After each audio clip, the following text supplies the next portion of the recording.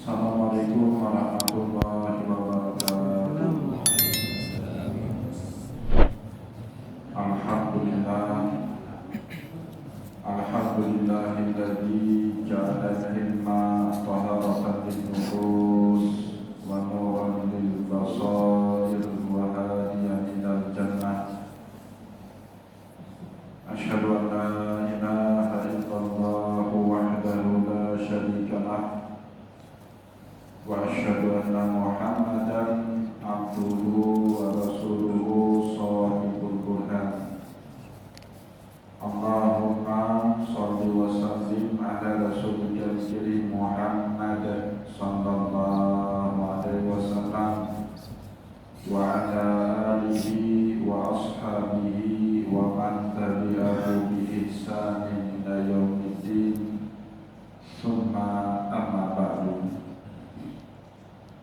Puji dan syukur senantiasa dan tidak pernah bosan-bosannya kita panjatkan kehadiran Sang Maha Pencipta Allah Subhanahu wa Ta'ala, yang mana dengan limpahan karunia-Nya, rahmat-Nya, hidayah-Nya serta anugerah-Nya kepada kita semua, kita kembali masih diberi kesempatan, kesehatan dan usia panjang oleh Allah untuk sama-sama dan senantiasa mengabdikan diri kita di jalannya dengan menjalankan segala perintahnya dan menjauhi semua larangannya. Salawat dari salam juga tidak pernah lupa pula kita aturkan kepada junjungan alam Nabi besar Muhammad sallallahu alaihi wasallam, di mana beliau telah bersabda dalam sebuah hadisnya, man arada dunya fa'alaihi bil ilmi wa man arada al-akhirata fa'alaihi bil ilmi wa man arada huma fa'alaihi bil ilmi. Barang siapa yang mau bahagia di dunia, caranya dengan ilmu, dan barang siapa yang mau bahagia di akhirat, caranya juga dengan ilmu. Dan bagi barang siapa saja yang mau bahagia di dunia dan akhirat, juga caranya dengan ilmu. Bapak Ibu kaum muslimin dan muslimat, jamaah sholat subuh yang diberkati oleh Allah, mari pada kesempatan subuh yang penuh dengan keberkahan ini, sambil kembali kita niat iktikaf di rumah Allah, mari sama-sama kita kembali melanjutkan pengajian hadarah wa thaqafah, pengajian peradaban dan kebudayaan Islam kita dengan kitab Al-Muqaddimah karya Imam Ibnu Khaldun rahimahullahu ta'ala anhu. Dan insyaallah pada kesempatan subuh kali ini kita kembali akan membaca penjelasan berikutnya.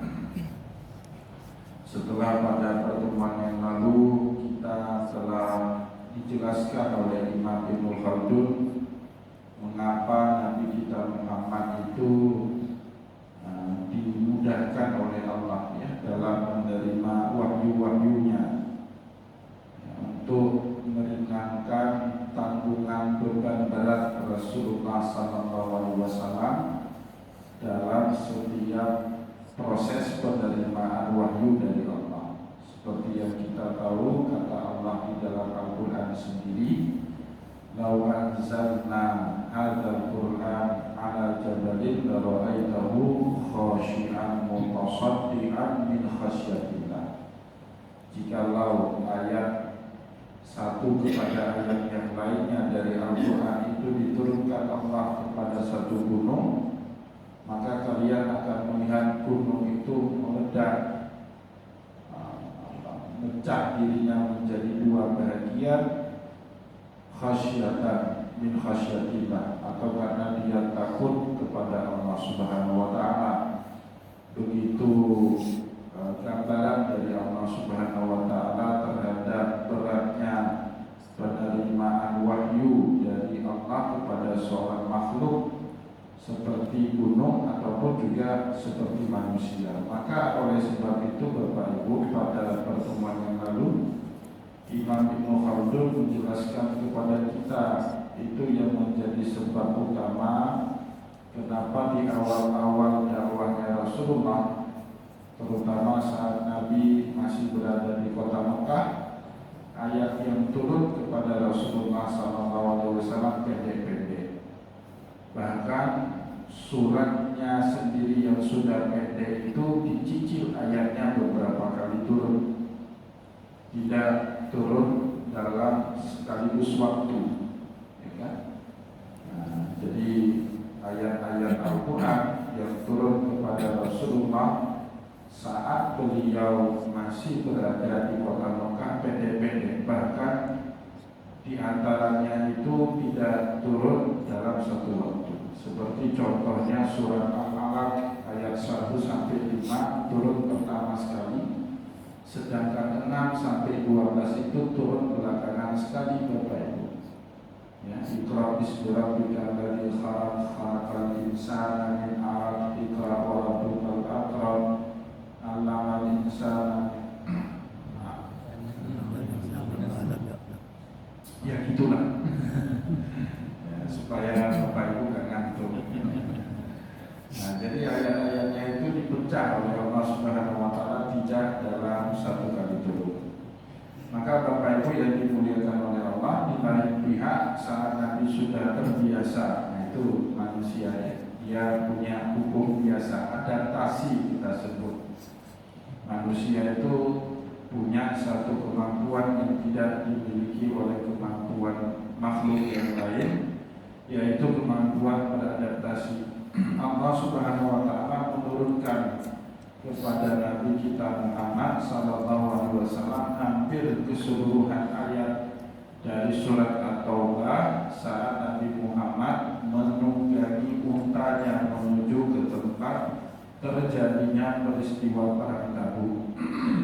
Surat At-Taubah turun hampir sekaligus semua ayatnya dalam perang Tabuk, sedangkan ayat-ayat pendek itu turun dicicil oleh Allah Subhanahu wa Ta'ala berulang kali pada saat Nabi masih di kota Mekah Al-Mukarramah. Bapak Ibu kaum muslimin dan muslimat jamaah sholat subuh yang dimuliakan oleh Allah, selanjutnya Imam Ibnu Khaldun menerangkan kembali kepada kita wa amal kahanatu, adapun dukun, peramal dan para penyihir al-kahanah. Dulu Rasulullah sering dianggap sebagai kahanah. Fahiyya aidan min khawasin nafsil insaniyah, dia juga termasuk daripada kekhususan dari jiwanya manusia. Cuma manusia Bapak Ibu yang bisa melakukan praktek-praktek perdukunan, penyihiran, peramalan. Dia sama seperti langkah-langkah yang diterima oleh Nabi dari mukjizat. Cuma yang satu dilarang sama Allah, yang satu lagi anugerah dari Allah Subhanahu wa Ta'ala. Dan ini berulang kali disampaikan oleh Imam Ibnu Khaldun di dalam kitab Al-Muqaddimah Bapak Ibu.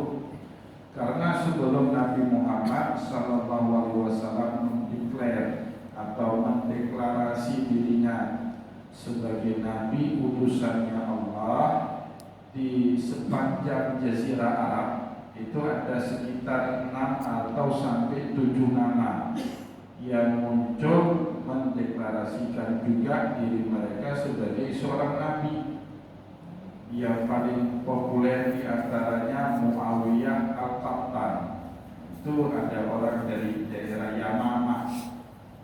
Yamamah itu sekarang namanya Riyadh Bapak Ibu. Dulu namanya Yamamah, sekarang sudah berubah nama menjadi Riyadh, ibu kotanya Saudi Arabia. Dulu di situ sebelum lahirnya Nabi kita Muhammad, ada orang yang bernama Muawiyah Al-Qattan. Dia mengaku dirinya sebagai nabinya Allah, rasulnya Allah. Dan setiap pengakuan kenabian atau kerasulan oleh orang-orang sebelum Nabi Muhammad itu dasarnya itu dua. Kalau tidak sastra, dasarnya itu ilmu sihir, ilmu ramal, atau perdukunan. Jadi modal mereka untuk bisa kemudian mengaku dirinya sebagai nabi itu punya kemampuan sihir atau juga punya kemampuan sastra yang tinggi. Maka semua nabi palsu itu Bapak Ibu rata-rata ahli syair, rata-rata jago sihir, rata-rata tukang sihir atau juga ahli syair. Maka Muawiyah Al-Qattan itu sampai sekarang itu masih tersimpan di berbagai perpustakaan kampus-kampus Islam di dunia. Yang nggak ada di kampus UINAR milik kita, nggak ada itu kan. Tapi di Al-Azhar itu ada Diwan Muawiyah Al-Qattan. Diwan itu kumpulan-kumpulan syair. Jadi orang Arab dulu kalau ada tokoh di bidang syair dia punya karya, maka kumpulan-kumpulan karya syairnya itu dikumpulkan ke dalam satu buku yang kemudian disebut dengan diwan. Ya bagi kita dalam pemahaman kita yang tidak mengikut Nabi Muawiyah Al-Qattan itu disebut dengan diwan. Tapi Bapak Ibu bagi pengikutnya Muawiyah Al-Qattan itu bukan diwan, itu kalamnya Allah. Itu seperti kitab suci. Ya. Tapi Bapak Ibu pada zaman itu setiap pengakuan orang sebagai dirinya Nabi ataupun Rasulnya Allah mentah, tidak mendapatkan pengikut dalam jumlah massal, tidak ramai orang yang ikut dengan berbagai sebab. Salah satu sebabnya orang-orang Arab meyakini bahwa tradisi kenabian ini tidak dimiliki oleh bangsa Arab, tapi cuma dimiliki oleh Bani Israel. Pokoknya kalau Nabi, omong-omong Nabi itu harus berasal dari Yerusalem lah, bukan dari Jazirah Arab. Itu Bapak Ibu yang membuat Nabi kita Muhammad spesial. Dia orang Arab asli, keturunannya Ismail, tapi pengakuan dirinya sebagai Nabi dan Rasul diterima cepat oleh seluruh lapisan bangsa Arab yang hidup di Jazirah Arab pada saat itu. Itu yang membuat Nabi kita Muhammad spesial. Nah, dari penjelasan tadi jangan heran kalau di awal-awal masa dakwahnya Rasul atau Nabi kita Muhammad banyak tuduhan-tuduhan, banyak fitnah-fitnah yang menyebut misalnya Nabi kita Muhammad itu sebagai penyair. Sampai Allah menurunkan surat Asy-Syu'ara untuk membantah segala tuduhan orang kepada Nabi Muhammad. Dia bukanlah seorang penyair. Bahkan jangankan syair suruh buat sama Muhammad, baca tulis pun dia tidak bisa. Wa ma huwa biqauli syair, kata Allah. Itu yang diucapkan Muhammad bukan ucapannya penyair, tetapi itu wa innahu latanzilu rabbil alamin, wahyu yang diturunkan oleh Tuhan semesta alam. Nah, di situ Bapak Ibu jadi paham kan akhirnya kenapa orang-orang Arab jahiliyah dulu menuduh Nabi Muhammad sebagai penyair, karena Bapak Ibu sebelum Nabi Muhammad lahir, saya baru dapat itu di dalam Muqaddimah Imam Ibnu Khaldun, ada sekitar 6 sampai 7 orang yang ngaku dirinya sebagai nabi. Itu sebelum generasi Musailamah Al-Kadzdzab. Kalau yang kita dengar dari para muballigh kita kan setelah Nabi Muhammad wafat, baru nanti kelak muncul gerakan nabi palsu. Nah, salah satu tokoh yang paling terkenal itu Musailamah Al-Kadzdzab. Itu belakangan Bapak Ibu, itu meniru Nabi Muhammad. Kalau kita baca diwannya Musailamah Al-Kadzdzab, jadi Musailamah Al-Kadzdzab itu juga punya kitab suci ya. Bagi mereka itu kitab suci. Kita menyebutnya itu karya sastra. Karya sastranya Musailamah Al-Kadzdzab itu menjiplak semua ayat-ayat Al-Quran. Itu jiplakan ayat-ayat Al-Quran semua Bapak Ibu. Polanya pola ayat Al-Quran. Misalnya di dalam Al-Quran itu ada surat Al-Fil. Alam tara kaifa fa'ala rabbuka bi ashabil fil. Dibuat perubahan yang mengikuti pola ayat itu oleh Musailamah Al-Kadzdzab. Alam tara kaifa khalaqat tifda. Apakah engkau tidak memerhatikan bagaimana cara Tuhanmu menciptakan kata? Sautuhu kaka, suaranya wak-wak. Warijlahu arba, kakinya ada 4. Nah, itu diwannya Musailamah Al-Kadzdzab, tapi menjiplak itu. Kalau bahasa kita sekarang copy paste. Ya, persis mengcopy paste pola-pola ayat Al-Quran yang diturunkan oleh Allah kepada Nabi kita Muhammad sallallahu alaihi wasallam. Itu generasi belakangan. Ini sebelum lahirnya Nabi Muhammad. Bahkan sudah ada Bapak Ibu satu generasi yang di situ banyak sekali yang mengaku dirinya sebagai nabi, sebagai rasul. Salah satu yang paling populer di antaranya bernama Muawiyah Al-Qattan. Dan biasanya para nabi dan rasul palsu ini modal dia untuk mengaku dirinya sebagai nabi punya keahlian dalam bidang syair atau dalam bidang sihir. Itu 2 keahliannya. Itulah sebab Nabi Muhammad kemudian belakangan saat melakukan hal yang sama, mendeklarasikan dirinya sebagai nabi dan rasul, dia kena tuduh, kena fitnah yang sama.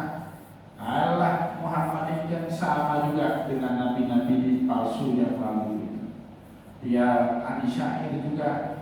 Maka demi kepentingan itu dibuatnya Nabi kita Muhammad sallallahu alaihi wasallam ummi Bapak Ibu, orang yang buta huruf. Padahal di zaman itu orang Arab sudah banyak yang pintar baca tulis. Tradisi baca tulis di zaman itu sudah mulai berkembang Bapak Ibu bagi orang Arab. Buktinya mana? Apa mungkin Bapak coba mikir dengan baik-baik, dengan sehat? Rasulullah itu Pak, dagangnya itu bukan lokal. Kalau misalnya kita ini punya bisnis satu toko di Banda Aceh, di Pidi aja nggak ada, lah di Selawah aja nggak ada, lah di Grute aja nggak ada. Dagangnya cuma di Banda Aceh. Itu bisa disebut pengusaha multinasional, pengusaha kampungan itu namanya kan. Ini mohon maaf, bukan cuma di Banda Aceh ya, mohon maaf. Tapi Pak, dagangnya Nabi itu internasional. Bapak-bapak Nabi itu kan ke Yaman, ke Syam, ke Mesir. Itu kalau bahasa kita sekarang kan importir, eksportir mereka. Masa nggak ada administrasi Pak dalam perdagangannya ekspor impor barang? Sekali pergi ke Cina bawa onta, ratusan ekor onta itu Pak, isinya barang semua. Nanti dari Cina bawa pulang lagi barang ke Arab. Masa di situ nggak ada administrasi, catatan tulis menulis atau hitungan angka? Kan nggak mungkin Bapak Ibu ya.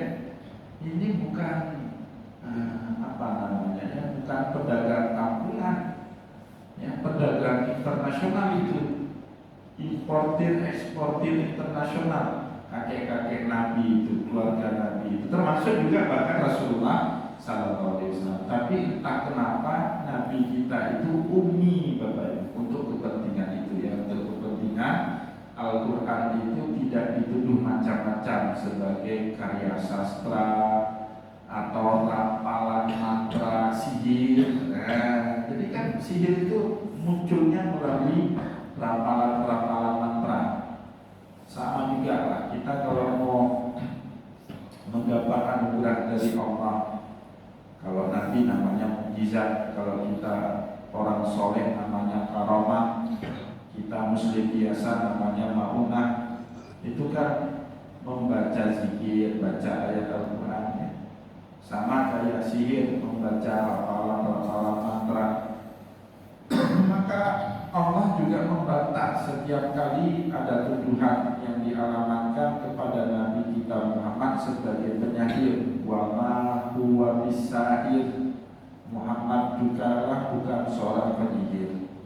Nah, disinilah kemudian Imam Ibnu Khaldun merasa berkepentingan menjelaskan itu secara lebih detail, panjang lebar, supaya kita tahu betul betapa hebatnya Nabi Muhammad. Walaupun pernah ada orang yang ngaku ini itu sama seperti Nabi, tapi mereka tidak punya pengikut dalam jumlah yang banyak. Nabi Muhammad dalam masa dakwah yang relatif singkat, Bapak Ibu, 23 tahun, ya, dengan berbagai keterbatasan beliau, tetapi mampu mengembangkan agama Islam.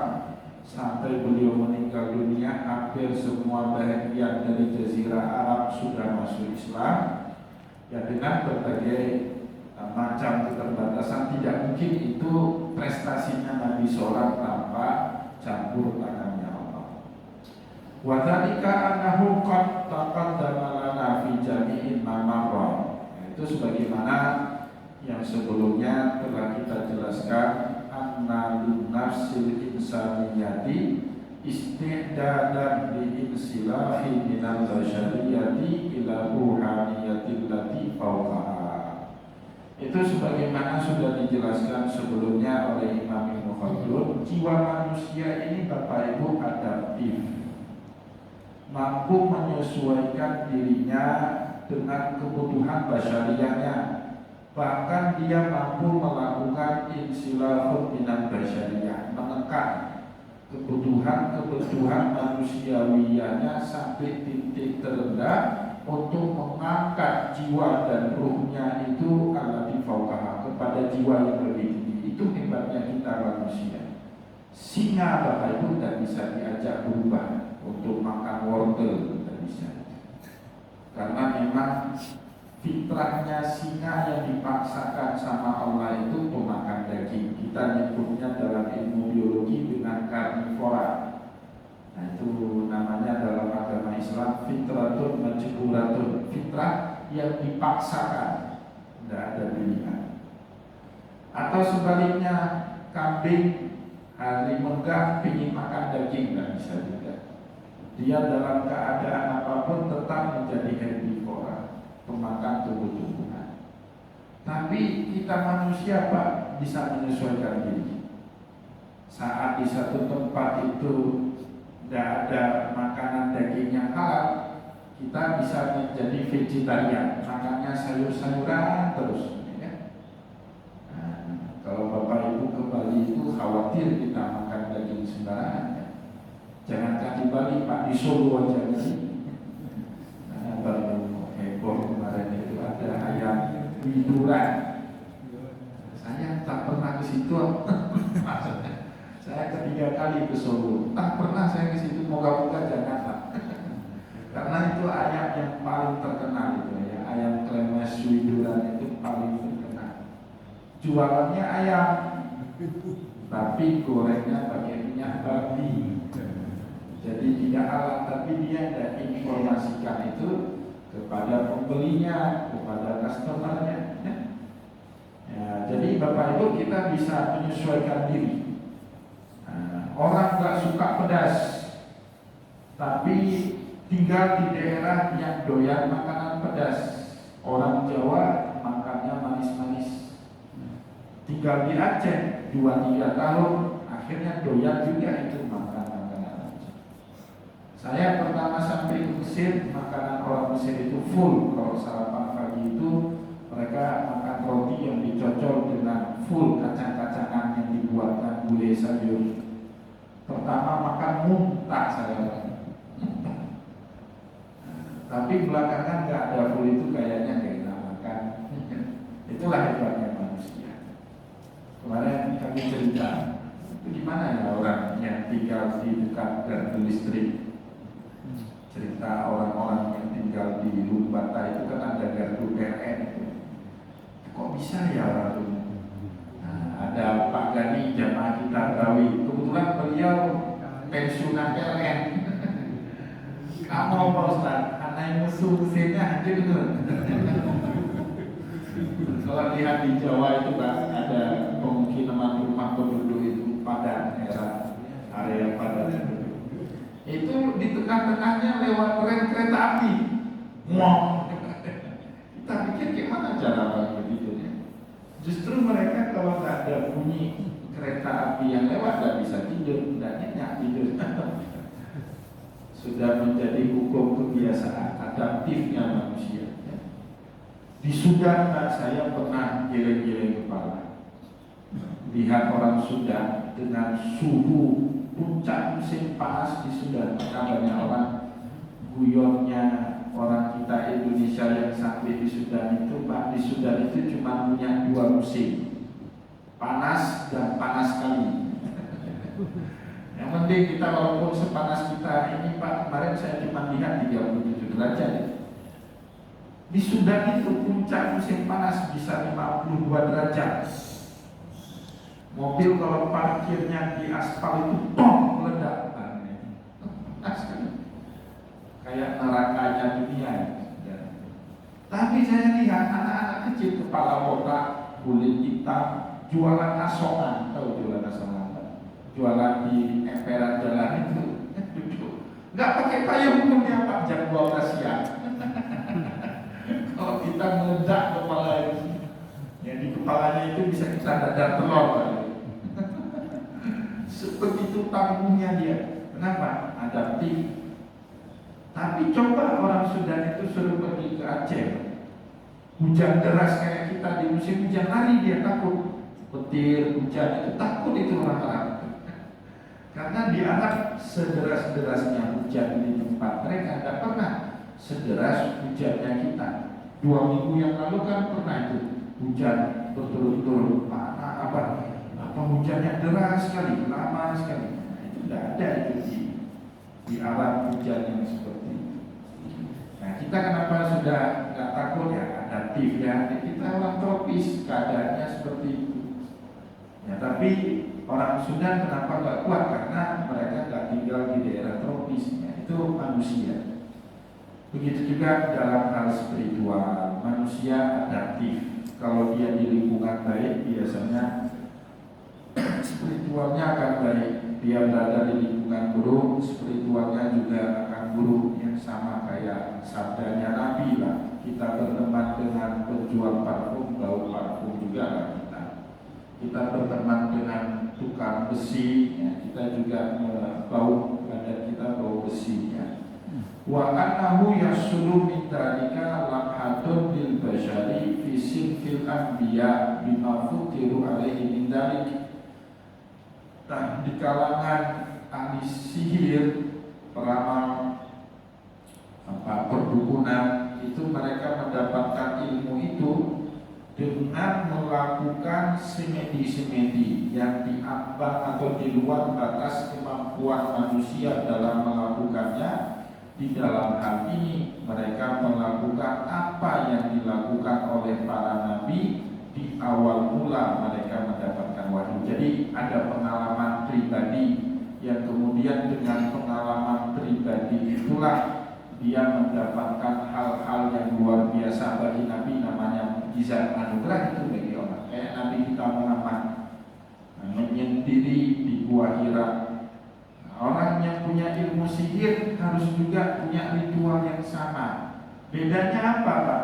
Ritualnya Nabi itu atau apa yang dilakukan oleh Nabi itu tidak ada satupun yang melanggar batasan syariat. Tetapi yang dilakukan oleh sihir, para penyihir, peramal, dukun, itu semua ritualnya itu mengandung pelanggaran terhadap syariat. Itu yang membedakan. Nah, maka di dalam agama kita dan juga sama Bapak Ibu, dalam semua agama samawi sebelum Nabi kita, sebelum agama kita Islam, praktek sihir, perdukunan, ramal itu sama-sama dilarang dan diancam dengan hukuman keras.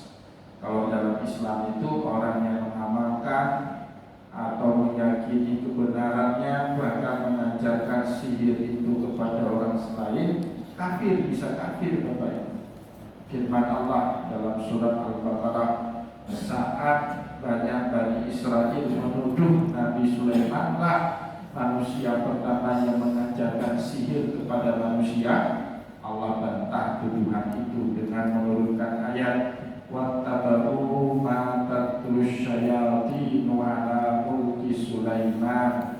Ikutilah apa saja yang dibacakan oleh syaitan kepada rajanya Sulaiman. Wa ma kafara Sulaiman, Sulaiman itu tidak pernah kafir kepada Allah. Walakinna syayatina kafaru yu'allimuna nasa sihr. Yang kafir itu syaitan. Mereka lah pertama sekali mengajarkan ilmu sihir kepada manusia. Ilmu yang tidak boleh diajarkan kepada siapapun di kalangan manusia, yaitu ilmu sihir. Setan punya ilmu sihir itu, dia ajari kepada manusia. Maka Allah bilang dalam Al-Quran, wa ma kafara Sulaiman walakinna syayatina kafaru yu'allimuna nasa sihr. Kenapa Pak? Untuk dapat ilmu sihir kita harus melakukan seperangkat ritual yang semuanya itu berisi kemusyrikan dan kekufuran kita kepada Allah. Dulu di era akhir tahun 80-an, awal tahun 90-an yang paling heboh itu Pak namanya Sumanto. Pernah dengar ya? Dulu kali, kalau anak-anak baru lahir sekarang nggak tahu.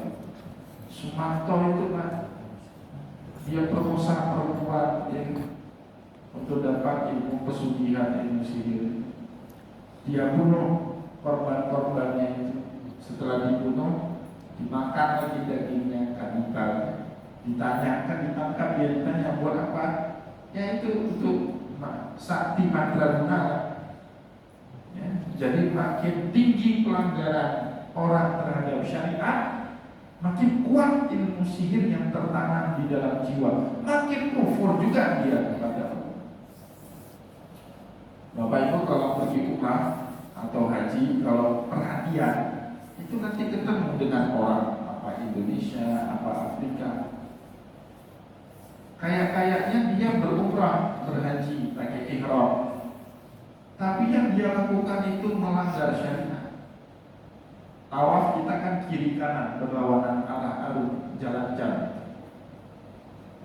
Tapi ada orang tertentu Pak, dia melakukan tawaf searah dengan jarum jam. Kalau kita kiri kanan, dia kanan kiri. Kalau kita sa'inya dari Safa dan Marwah, dia dari Marwah ke Safa, maka perlu kali kita tuntunan syariat. Dan dalam tradisi sihir Pak, yang paling banyak mantra-mantra laparan-laparan sihir itu ayat Al-Quran yang dibaca sungsang. Sungsang tahu? Di balik-balik, tak boleh durhaka. Nah, jadi Bapak Ibu yang dimuliakan oleh Allah, jangan kaget kalau ada orang punya kemampuan sihir tapi sholatnya rajin.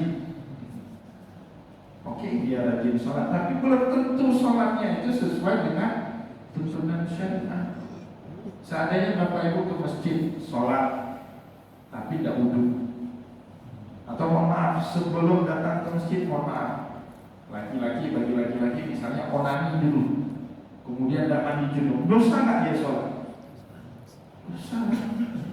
Itu kan mempermainkan agama Allah. Tapi yang punya sihir yang gitu dia praktekkan Pak, supaya sihirnya makin kuat. Saya dicerita sama teman saya dari Banten ya. Dulu di Banten ada seorang orang banyak mengatakan, maka saya agak alergi kalau ada orang bilang, oh ya, menjauh tengku ya kalian barang dulu. Jangan bilang nama dia tengku, dukun terus bilang nama dia. Jangan bilang tengku Pak. Ya kan di masyarakat kita orang yang gitu-gituan disebut tengku Pak.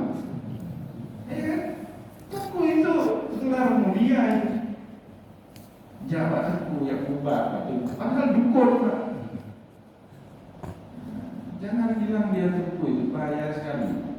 Syekh Abuya, apa abana lah kita bilang itu dia, apa itu abana? Dukun, sihir, kita bilang sebagai tengku. Udah salah masyarakat kita. Ini kan berkaitan dengan akidah Bapak Ibu ya. Ya, di Banten itu ada seorang dianggap kiai, padahal apa itu? Tukang sihir. Itu Pak baru tahu dia sihir itu, mempraktekkan sihir menjelang dia mati. Enggak mau mati ya itu orang. Fix dia punya ilmu hitam. Kalau dia mati tapi tidak mau mati, itu fix. Nah, nanti baru kita tanyakan, Pak Semaloro, mana simpan mantranya? Nah, dia Pak nyimpan mantranya itu, mohon maaf, Al-Quran di jamban kakus di kamar mandi dia, di dalam kamar ada kamar mandi, di kamar mandi itu kan ada WC-nya di tempat duduknya. Itu pondasi bawahnya itu ayat apa? Al-Quran semua itu kita menghina sekali. Pertama waktu dia meninggal bongkar, diambil Al-Quran itu, baru dia bisa mati dengan benar. Sebagian lagi harus dibuka atap, itu benar Pak. Memang dalam ilmu sihir kalau Bapak baca ilmu itu ada dalam kitab Tajul Muluk. Kalau ilmu sihir Aceh itu Pak, ya kan?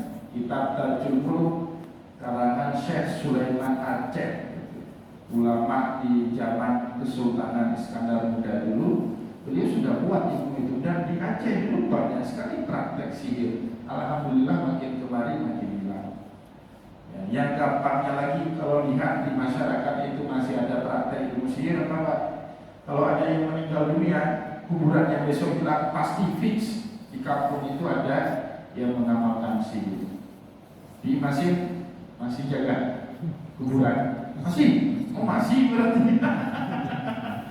Masih ada orang jadi di kampung ini. Aduh, jangan nanti pagi nanti meninggal dunia mayatnya udah hilang. Aduh kacau itu. Apalagi kalau anak bayi Pak. Kalau anak bayi itu cepat sekali ditungguin, harus kita tungguin kuburannya itu sampai 10 hari. Ya, kalau nggak hilang itu.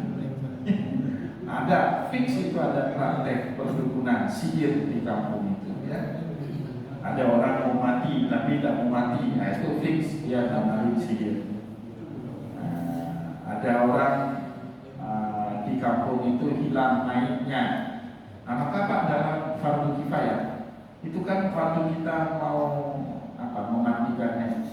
Kalau sholat dan menguburkan jenazah siapapun boleh ikut, tidak ada batasan. Tapi memandikan dan mengkafankan mayat tidak boleh lebih 7 orang. Betul itu. Nah, saya bilang sama Abu Qasim waktu meninggal tujuhnya dia bilang tentang beliau jaga itu di pintu. Benar Pak, tidak boleh banyak kali orang masuk. Ya, kenapa? Yang gitu-gitu banyak orang kan kita nggak tahu ya niat orang itu macam-macam. Tapi kalau orang yang sudah kita kenal, tengku yang sudah kita kenal yang memandikan jenazah atau ahlul bait daripada sekian kan nggak mungkin dia macam-macam sama orang tuanya, sama ayahnya, kan nggak mungkin. Maka harus kalangan terbatas, fardu kifayah memandikan dan mengkafani mayit, itu tidak boleh sembarangan orang. Nah ini Bapak Ibu yang selalu dituduhkan oleh bangsa Arab di awal-awal mulanya dakwah Nabi kita Muhammad SAW. Maka Nabi kita salah satu yang paling beliau benci itu yang diserang total itu apa? Praktek sihir, praktek perdukunan itu diserang habis sama Rasulullah SAW dengan diharamkan ya, menjadi salah satu dosa besar di dalam agama kita yang mempraktekkan sihir. Bapak Ibu kaum muslimin dan muslimat jamaah pengajian yang dimuliakan oleh Allah, kita cukupkan terlebih dahulu bacaan kita pada kesempatan subuh kali ini. Semoga apa yang telah kita sampaikan pada kesempatan subuh kali ini bermanfaat kepada kita semua. Dan saya juga mau mengucapkan selamat Hari Raya Idul Adha. Taqabbalallahu minna wa minkum shalihal a'mal wa kullu amin wa antum bi khairin wa Allahumma fi aqwamit thariq wa nasrul min Allahul karim. Wassalamualaikum warahmatullahi wabarakatuh.